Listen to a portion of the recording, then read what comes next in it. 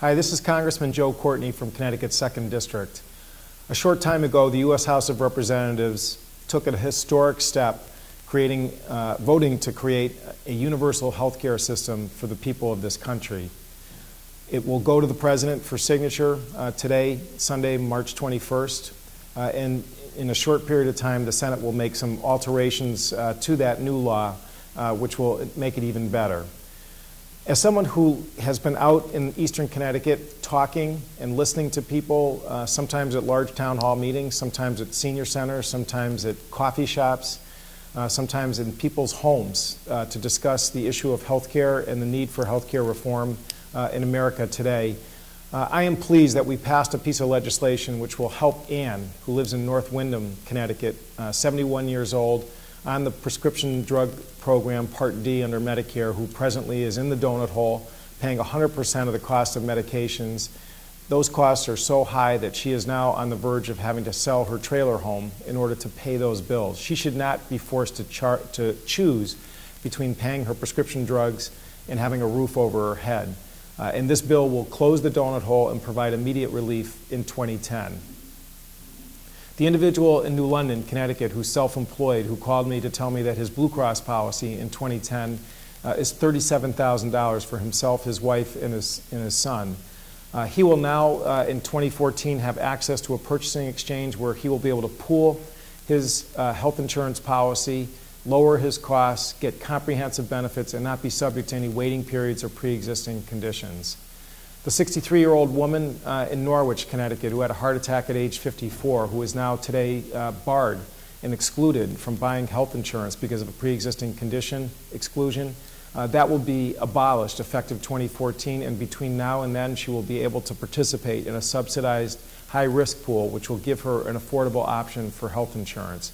The stories go on in terms of the difficulties that people are having in eastern Connecticut, which are addressed by this legislation over a period of time in a cost-effective way for the U.S. taxpayer. The Congressional Budget Office has told us that it will save $138 billion over the first 10 years and over $1 trillion in the second 10 years. It will extend the solvency of the Medicare Trust Fund, a trust fund that is due to go into negative cash flow in 2017. So it really addresses a lot of the issues of cost, access, quality, and affordability that I heard over and over again in eastern Connecticut. Lastly, it addresses an issue which for the first day I ran for office in eastern Connecticut up to the present has always, I found, to be one of the biggest irritants and annoyances to people in the 2nd Congressional District, which is why should members of Congress have access to a purchasing exchange with generous benefits, no pre-existing condition exclusions, no rescissions, no cancellation of claims after the fact, no lifetime limits, no waiting periods. Why should members of Congress have access to that plan, that type of plan, and not the American people? Well, this legislation makes it crystal clear. Members of Congress will have to participate in a new purchasing exchange when it goes online in 2014, just like every other American. No more haves and have-nots between members of Congress and the people that they serve.